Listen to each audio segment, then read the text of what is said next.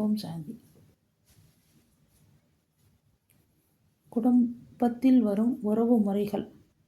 தாய் தந்தை பெற்றுவிடும் குழந்தைகளை நாம் தம்பி, தங்கை, அண்ணன், அக்கா அப்படி என்று சொல்கிறோம். அதற்கு அர்த்தம் என்ன? 5 வயதில் அண்ணன் தம்பி என்பார்கள். அப்பொழுது நம் தகப்பன் நமக்காக சொத்துக்களை தேடி சுகத்தை கொடுத்து நம்மளுக்கு சாப்பாடு போட்டு அறியாத வயசில் நம்மளை வளர்ப்பார்கள்.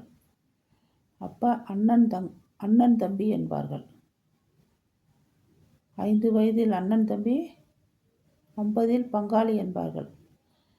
அந்த பங்காளி என்னவென்றால் அதற்கு அர்த்தம் தெரியுமா? நிறைய பேர் என் பங்காளி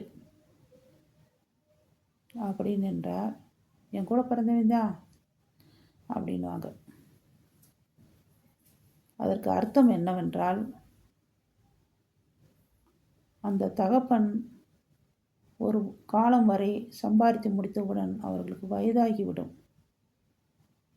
அப்போ பிள்ளைகளுடைய துணையில் தான் அவர் வாழ வேண்டும். அவர் துணையில் பிள்ளைகள் வாழ்ந்தார்கள். அப்போ பிறகு அவரை பார்த்துக்கிற பொறுப்பு பிள்ளைகளுக்கு வந்துவிடும். அப்போ அவங்க பங்கு அளிக்கக்கூடியவர்கள். வீட்டில் 4 பேர் 5 பேர் ஆண்கள் இருந்தார்கள்டா தகப்பனுக்கு நான் இவ்வளோ போடணும்னு பங்கு அளித்து அவர்கள் செய்யக்கூடியவர்கள். அப்போ தான் அந்த பேர் பங்காளிகள். நாங்கள் எல்லாம் என் தகப்பனுக்கு பங்கை அளித்து கொடுக்கிறோம் என்பதின் வார்த்தை தான் பங்காளிக்கு அர்த்தம். தங்கை என்றால் தனக்கு சொந்தமானவள். கூட பிறந்த தங்கை தன்னிடம் என்ன கேட்டாலும் செய்து கொடுப்பாள். அண்ணன் சோறு கேட்குறானா, அக்கா சோறு கேட்குறாங்களா, போட்டு கொடுக்கும். அது மகள். தங்கை ஒரு தகப்பனுக்கு மகளாக இருக்கிறாள்.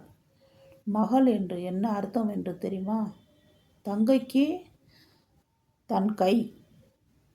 தன் கையாக இருந்து உதவி செய்பவள் தான் தங்கை.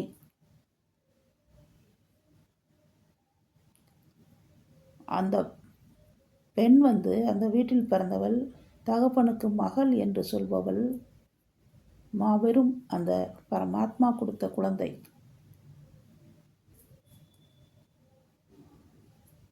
அப்போ மா என்றால்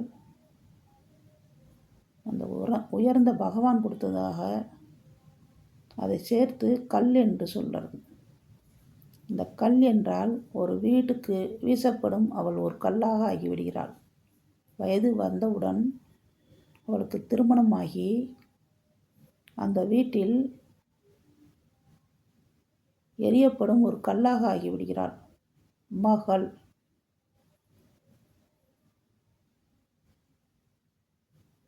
அப்போ அந்த வீட்டில் என்ன செய்தாலும் மருமகள் என்றெடுக்காத குழந்தையாகவும், அந்த வீட்டில் என்ன வைத்தாலும் அவள் ஒரு கல்லுக்கு வைத்தால் வலிக்காது. சாகுமறை அந்த கல் போலவும் அவள் அங்கே வாழ்ந்து விடுகிறாள்.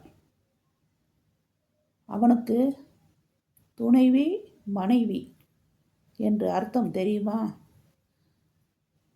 துணையாக ஊண்டுகோலாக நிற்கக்கூடியவள்.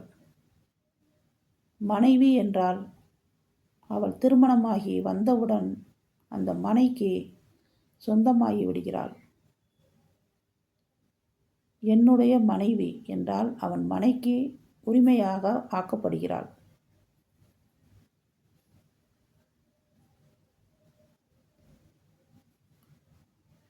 அவன் கூட பிறந்த அந்த தங்கையை கட்டி கொடுக்க மைத்துனர் என்று சொல்லுவார்கள் இல்லையா? அந்த தங்கையின் வீட்டுக்காரர் மாப்பிள்ளை. மாப்பிள்ளை என்றால் என்னவென்று தெரியுமா? அந்த வீட்டில் ஆண் வாரிசு இல்லை என்றால் அவன் மாபெரும் பிள்ளையாக இருந்து அவன் தாய் தந்தையும் பார்த்து கொள்கிறான். இங்கே மாபெரும் பிள்ளையாக இருக்கிறான். மாமியார் வீட்டில் மாமனாரையும் மாமியாரையும் தாய் தந்தை போல் பார்த்து கொள்கிறான். அதற்குத்தான் மாப்பிள்ளை. மாமனார்களுக்கு மாப்பிள்ளை, அதே அவர்கள் குழந்தைகளுக்கு மைத்துனர். ஏன் மைத்துனர் என்று வைத்தார்கள் தெரியுமா? ஒரு தங்கையின் வீட்டில் திருமணமாகி அவள் போன பிறகு அவன் சாகும் வரை, அந்த தங்கை சாகும் வரை இவன் அனைத்துக்கும் உரிமையாளராகிறான். மை என்றால் நான், துணர் என்றால் கூட வருபவர், மை துணர். நம்ம கூடவே இருந்து தங்கை என்று பாராமல் தங்கையை கல்யாணம் முடித்தவர் நம் வீட்டு மாப்பிள்ளை. அப்பாவிற்கு மாப்பிள்ளை, இவருக்கு மைத்துனர். தங்கையின் வீட்டுக்காரருக்கு மைத்துனர். கடைசி வரையும் ஹெல்ப் பண்ணக்கூடியவர், துணையாக இருந்து ஹெல்ப் பண்ணக்கூடியவர். அதற்கு பேர் தான் தங்கையின் கூட பிறந்த அண்ணன்களை மைத்துனர் என்று வரும் மாப்பிள்ளைகள் சொல்வார்கள். அதற்கு அர்த்தம் இதுதான். மகள் என்பவள் கல் போல் வீசப்படுபவள். அந்த வீட்டில் கல் போல் இருந்து வீட்டை பாதுகாக்கக்கூடியவள். துணைவி என்று போகும்போது அவனுக்கு துணையாக நிற்கிறாள். மனைவி என்று இருக்கும்போது அவள்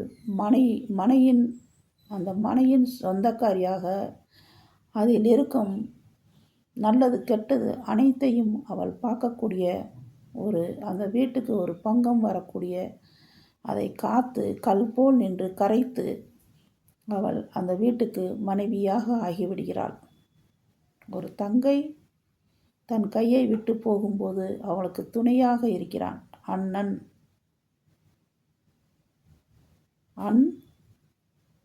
நம்மளுக்கு செய்யக்கூடிய நன்மைகள்,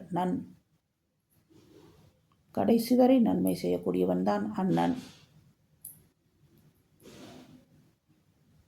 அந்த தங்கையை திருமணமாகி அவள் சாகும் வரை நன்மையை செய்யக்கூடியவன் கூட பிறந்த அண்ணன்.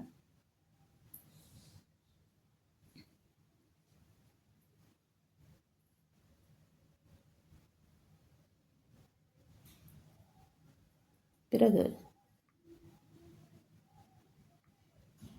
மருமகள், ஈன்று எடுக்காத மருமகள் ஆகிறாள், மகளாக ஆகிறாள். மகள் கல் வீசப்பட்ட போல் அடுத்த வீட்டுக்கு செல்கிறாள். மருமகள் தன் வீட்டு பொறுப்பை அவள் ஏற்றுக்கொள்கிறாள். அவளுக்கு நல்லது கெட்டது வரும் அனைத்தையும் தாங்கக்கூடிய சக்தி உடையவளாக ஆகிறாள். அவள் கல்லாக இருந்து அந்த வீட்டை காப்பாற்றுகிறாள். யார் என்ன திட்டினாலும் கல் போல் வாங்கி அவள் அதை தாங்கிக் கொள்ள சக்தியாக அவள் இருக்கிறாள்.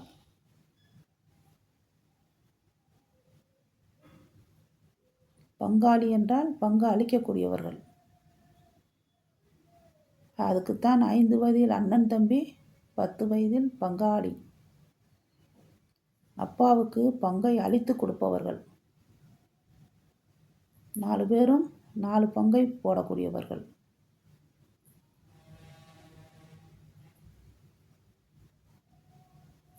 ஓம் சாந்தி.